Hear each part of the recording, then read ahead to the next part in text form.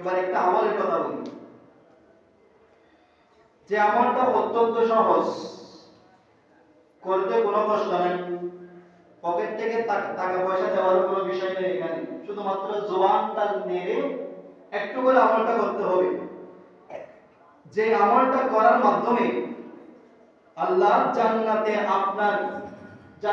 আপনাকে যে বিল্ডিং দেবেন, যে দালান দেবেন, সেই দালানের স্থানটা অনেক বেশি প্রশস্ত হয়ে যাবে। সুবহানাল্লাহ।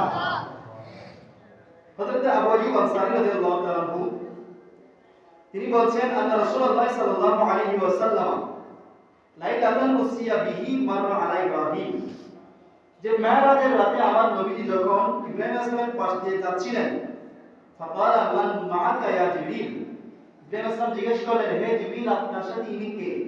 ইব্রাহিম আলাইহিস সালাম বলছেন, হাদা মুহাম্মাদুন সাল্লাল্লাহু আলাইহি ওয়াসাল্লাম।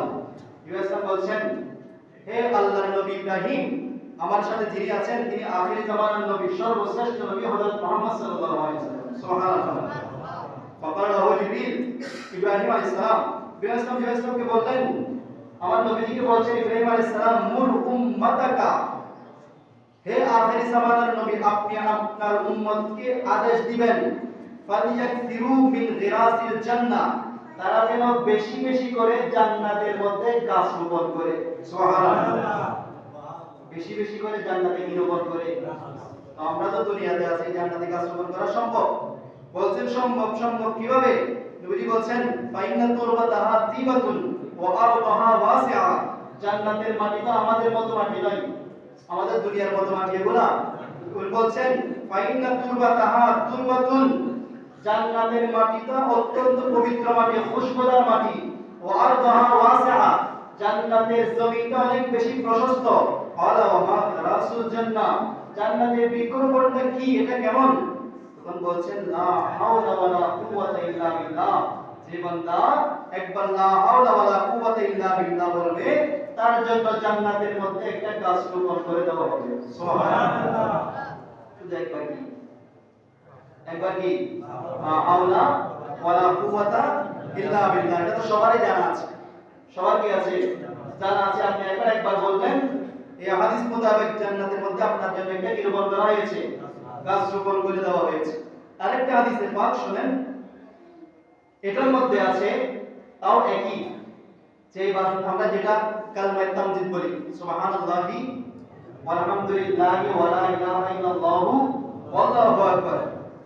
নবীজি বলছেন, তাও যে বান্দা একবার সুবহানাল্লাহি ওয়ালহামদুলিল্লাহি ওয়া লা ইলাহা ইল্লাল্লাহু ওয়াল্লাহু আকবার বলবে, মানে কালমায়ে তামজিদ যে বান্দা একবার পড়বে, তার জন্য জান্নাতের মধ্যে একটা গাছ রোপণ করে দেওয়া হবে।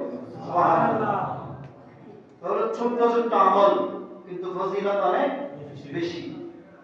ছোট আমল করতে কোনো কষ্ট নাই, কিন্তু এগুলোর মাধ্যমে আপনার জান্নাতের মধ্যে আপনার জন্য অনেক মর্যাদা বৃদ্ধি করে দেওয়া হবে। জান্নাতের অনেক নাজ ও নিয়ামত আল্লাহ আপনার জন্য বৃদ্ধি করে দেবেন। সুবহানাল্লাহ। তাহলে যে বিষয়গুলো আলোচনা হচ্ছে, এগুলো শোনার জন্য মসজিদের বাইরে থাকতে হবে নাকি আমি মসজিদে ঘর থেকে বসে বসে শুনবো, যখন শেষ হবে তখন চলে আসবো?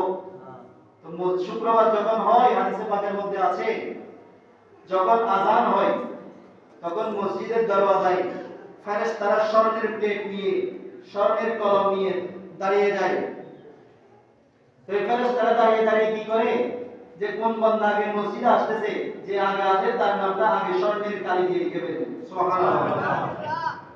যে বান্দা আগে আসছে তার নাম আগে লিখে, এভাবে লিখতে লিখতে যখন খুতবা দেওয়ার জন্য ইমাম সাহেব মিম্বরে দাঁড়ায়, ততক্ষণ পর্যন্ত লিখতে থাকে।